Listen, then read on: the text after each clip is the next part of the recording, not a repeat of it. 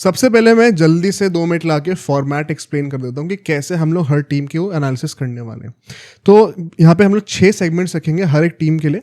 सबसे पहले तो coming into this IPL 2025 IPL शुरू होते होते टीम का क्या नैरेटिव था। और नैरेटिव से मतलब सिर्फ ये नहीं है कि लोगों का परसेप्शन क्या था, बट ऑक्शन कैसा गया, रिटेंशंस कैसे थे, टीम जो बनी थी ऑन पेपर कैसी लग रही थी देखने में, क्या क्या चेंजेस हुए थे मैनेजमेंट के टाइम पे। तो जैसे फॉर एग्जांपल केकेआर से काफ़ी लोग चले गए थे, आरसीबी में इस बार थोड़ा सा लो की एक लेवल का परसेप्शन था।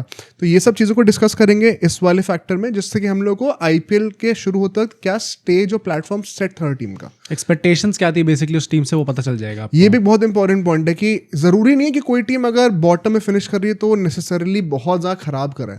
क्या उनके पास वो रिसोर्सेज थे भी कि वो ऊपर जा पाते टू बिगिन विद। तो एक्सपेक्टेशन के अकॉर्डिंग रिजल्ट का जजमेंट होगा। Not everybody starts at the same level. तो वो भी, इसको भी हम और एक्सप्लेन करेंगे जैसे जैसे हम लोग चलते रहेंगे टीम्स पे। सेकेंडली क्या रिजल्ट्स रहे, तो ये एक जल्दी से ओवर कैप हमें मिल जाएगा। घर पे कितने मैचेस जीते, बाहर कितने जीते, कब कब हारे हैं, तो थोड़ा एक वीकनेस का हमें पता चलेगा कि घर पे फोर्ट्रेस था कि नहीं था, अवे रिकॉर्ड कैसा था। फिर थर्ड जो हमारा सेगमेंट होगा वो हमारा इन जनरल जो through out the season on an average basis जो प्लेइंग 11 थी हर एक टीम की। ऑफ कोर्स चेंजेस होते रहेंगे तो सब्स्टिट्यूट्स को ही मेंशन करेंगे, बट क्या प्लेइंग 11 रही और उसके पीछे क्या स्ट्रैटेजी थी, क्या इंटेंशन थी हर एक टीम की। उससे हमें पता चलेगा कि ये आईपीएल हर एक टीम ने किस नजरिए से खेला है।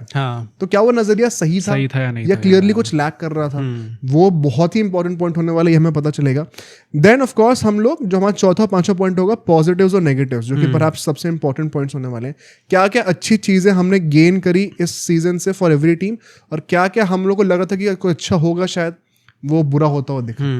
और लास्टली जो सबसे आई थिंक एक्साइटिंग होगा सब लोगों के लिए, 2026 के लिए कौन से प्लेयर्स रिलीज होते हुए दिख सकते हैं हमें। एंड ऑफ कोर्स ये आज वाला पॉडकास्ट हम लोग टॉप टीम्स की बातें कर रहे हैं, तो जो टॉप टीम्स हैं वो ज्यादा प्लेयर्स रिलीज करना क्यों ही चाहेंगे। बट नेक्स्ट वाले में तो मतलब मैंने मेड श्योर कि मैं कम से कम 3, 4, 5 नाम हर टीम के लिए रखूंगी। ओके, यहाँ पर भी करेंगे बिकॉज नेसेसरली जरूरी नहीं कि आपको हर एक प्लेयर रिलीज करना है।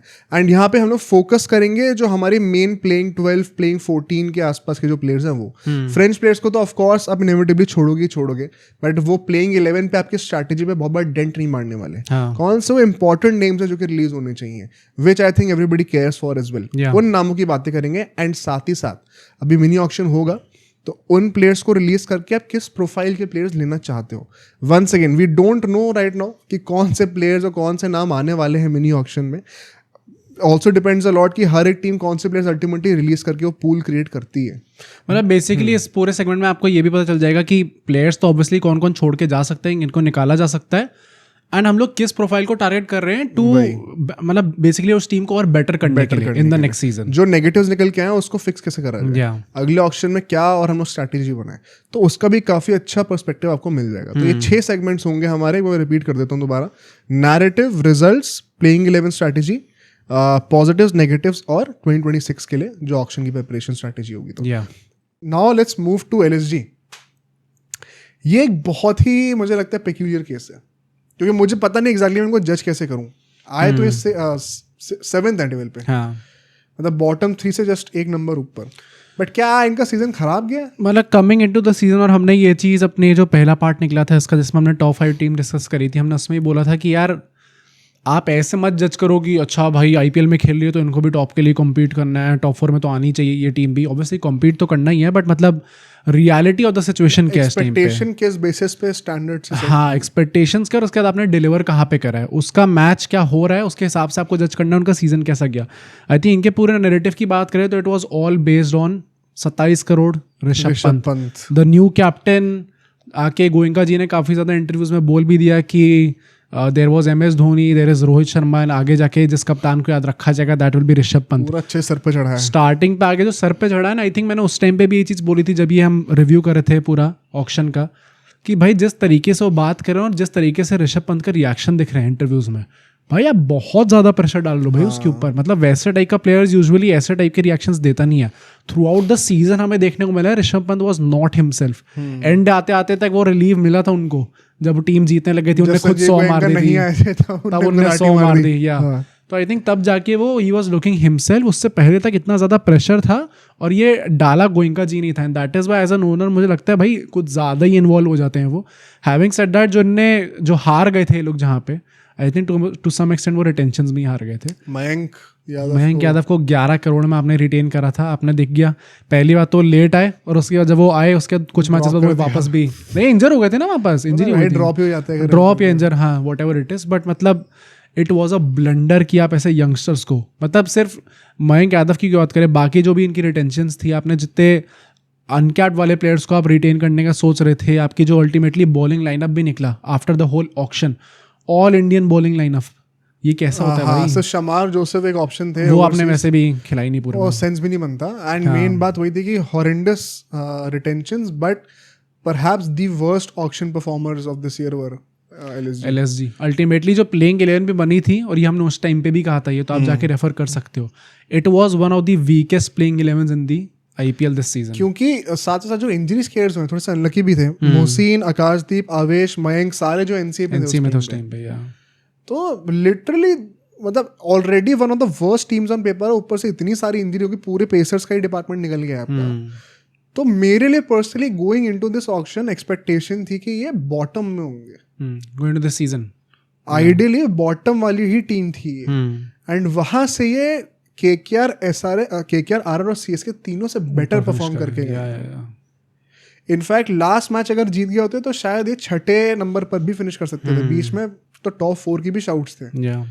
तो क्या इनका सीजन एग्जैक्टली बुरा गया है? क्योंकि मुझे लगता है कि एक्सपेक्टेशन के हिसाब से they have kind of slightly over achieved in my opinion, for me personally. Ultimately point वही निकल के आता है कि इसको आप ऑब्जेक्टिवली देखोगे अगर, मतलब वही सब्जेक्टिवली तो कोई कुछ भी कह सकता है भाई कि ऋषभ पंत थे, इनके पास पूरन थे, मिचेल मार्श, मार्करम, सब लोग चल रहे थे, सब लोग ऑरेंज कैप की रेस में. तो उसके बाद आपने सही पर्सपेक्टिव है. हाँ, पर मतलब पॉइंट वही अल्टीमेटली कि ये जो टीम थी, आई डोंट थिंक ये टॉप 5 टॉप 6 में आराम से आ पाती है. स्क्वाड्स जो थी इनकी, प्लेइंग 11 जो थी, वो उस लेवल पे थी नहीं भाई. मुझे याद है मिड सीजन के टाइम पे जब ये टॉप 4 के आसपास थे, तब भी हम लोग कहते थे स्ट्रीम में कि अभी इनका आएगा डाउनफॉल पक्का. हाँ, आना ही आना है. इतना ऑब्वियस था वो. रिजल्ट्स की हम लोग बात करें, 7th आए अल्टीमेटली टेबल पर. 6 विन्स और 8 लॉसेज हैं. वंस अगेन मतलब DC के 7 विन्स हैं, तो उनसे एक ही विन दूर है ये. मतलब उस एंगल से आप सोचो तो मुझे लगता है कि क्या इन्होंने थोड़ा सा ओवर अचीव करा है, क्योंकि मेरी एक्सपेक्टेशन लिटरली 0 थी इनसे. तो मुझे लगता है कि for my own personal standard they actually over perform. घर पे इन्होंने 7 में से सिर्फ 2 मैचेस जीते हैं. 7 खेले थे या पता नहीं जीते, 7-8 को ऐसे मैच खेले थे लोग, 2 ही जीते बेसिकली, क्योंकि एंड में आते आते वो कुछ मैचेस रीस्केड्यूल होके इनके घर पे खाना में हुए थे. मतलब whatever it was, home record exactly बिल्कुल भी अच्छा नहीं था इस बार, which was a bit surprising. Only 2 wins there. और सरप्राइजिंग तो मुझे पता नहीं है कि नहीं है, बिकॉज एकाना पे बिश्नोई का एक हॉरेंडस सीजन गया ये गया है ना. Digvesh was the only bright spot. Shahbaz को उन्होंने खिलाया नहीं था, and they only had 5 bowlers in the lineup. इसकी भी बात करेंगे स्ट्रैटेजी में. तो ऐसे में क्या ही एक्सपेक्ट कर रहा हूँ. इवन अवे रिकॉर्ड अगर हम बात करें तो 8 जीती, 7 खेले उसमें 4 मैच जीते. तो अवे रिकॉर्ड मुझे लगता है कि जो एक्सपेक्टेड था उनसे बेटर ही करा है इन्होंने काइंड ऑफ. इसमें से some of it also has to do with their initial games, जब इनका रन ऑफ फॉर्म बहुत अच्छा चल रहा था. बट मेन जो लोग मैचेस हारे हैं, वो एकाना का जो इनका रिकॉर्ड बेटर होना चाहिए था, वहाँ पे काफ़ी हद तक ट्रम्प कर गए. वो मुझे लगता है कि कहीं ना कहीं not exactly a shocker because of the performances of the spinners apart from Digvesh Rathi. अभी क्या हुआ एग्जैक्टली, क्यों है, let's try to analyse this. Playing 11 strategy की बातें करते हैं. मार्श, माकरम, पूरन, ये हमारे टॉप 3 थे. पंत आते हैं, फिर मिलर, बदोनी, अब्दुल समाद और शार्दुल ठाकुर एट नंबर 8. फिर आवेश, बिश्नोई, दिग्वेश और let's say Akashdeep in the impact player. ये इनका एक रफली एवरेज प्लेइंग 11 था. ऑफ कोर्स कुछ प्लेयर्स ऊपर नीचे यहाँ पे हुए हैं depending on the matches, but more often than not ये हमारा एक प्लेइंग 11 प्लेइंग 12 बनता था. इसमें अब आप देखोगे तो सिर्फ 5 बॉलिंग ऑप्शंस है. माकरम से through out the season until the very and bowling नहीं कराई थी. आप सिर्फ 5 बॉलर लेके, जिसमें से एक शार्दुल ठाकुर है. आकाशदीप का खुद का कोई T20 का रिकॉर्ड कुछ खास नहीं है. बिश्नोई का, चलो बिश्नोई में कहूंगा कि वो was an underperformer. Digvesh debutant है इस साल, तो आप क्या एक्सपेक्ट करो? बिश्नोई और आवेश खान 2 ही सीजन बॉलर्स हैं यहाँ पे, प्रॉपर बॉलर्स जो मैं कहूँगा आईपीएल के, उनसे आप क्या आईपीएल जीत जाओगे? मतलब शार्दुल ठाकुर का भी वो इनिशियली आके उन्होंने विकेट लिए थे, बट आई थिंक सबको पता था, जो लोग कहते हैं कि ये जो हाथी है, ये एक तरीके से कहा जाता है ना कि हाथी जो है वो पेड़ की डाली पे कैसे पहुंचा, किसी को फर्क नहीं पड़ता, क्योंकि सबको पता अल्टीमेटली वो नीचे ही गिरेगा।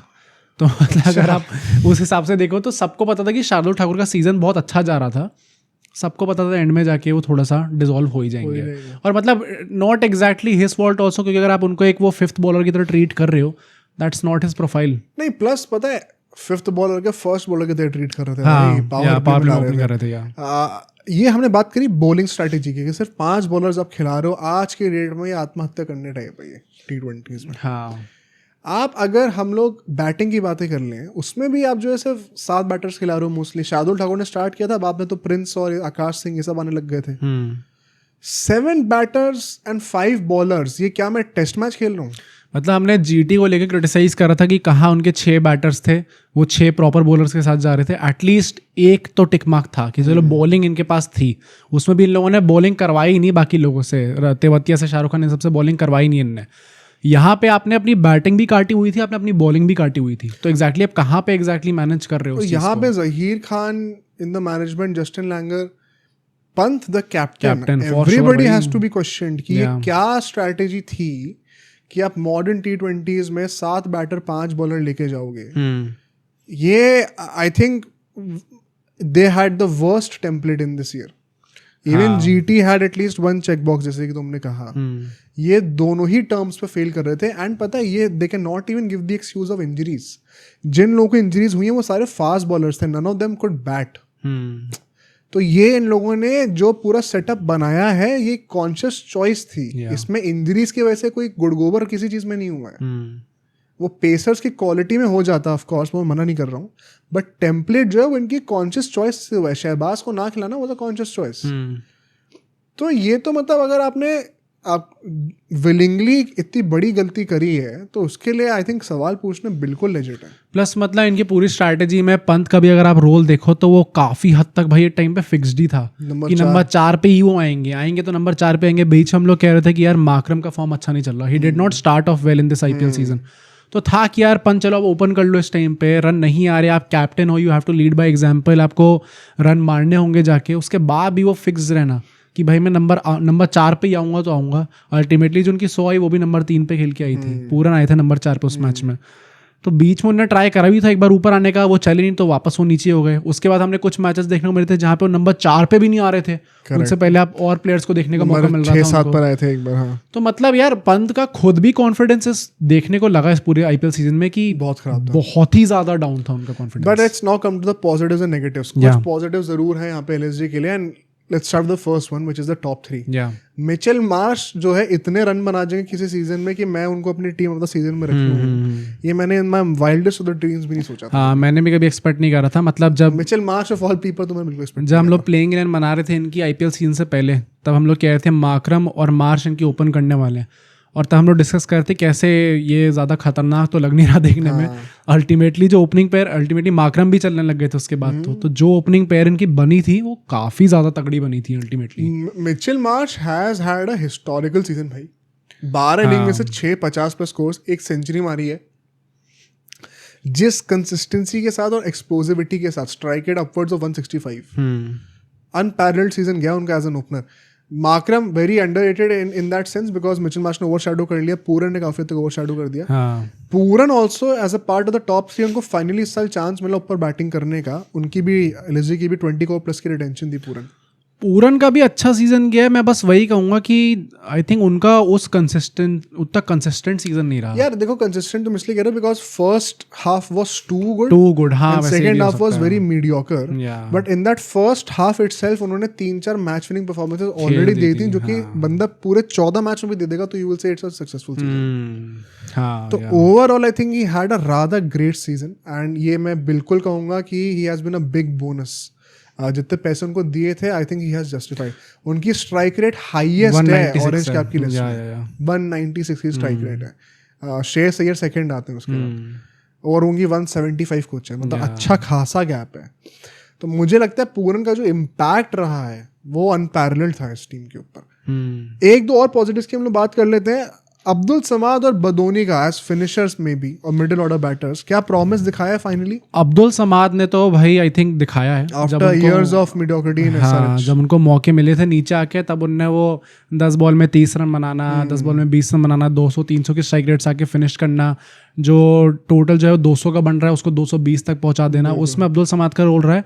बदोनी का स्टार्ट बहुत गंदा था, जहाँ पे ना उनकी स्ट्राइक रेट अच्छी हो रही थी, बीच में उनको ड्रॉप भी कर दिया था एक मैच से, बट उसके बाद when he came back he was a different guy all together. उसके बाद से जो उन्होंने परफॉर्मेंस देनी स्टार्ट करी है, 400 प्लस का आई थिंक सीजन उनका भी रहा है ये पूरा, तो उस उतनी नीचे आके बैटिंग करके वैसे टाइप का सीजन प्रोड्यूस करना, आई थिंक वो he is a big positive.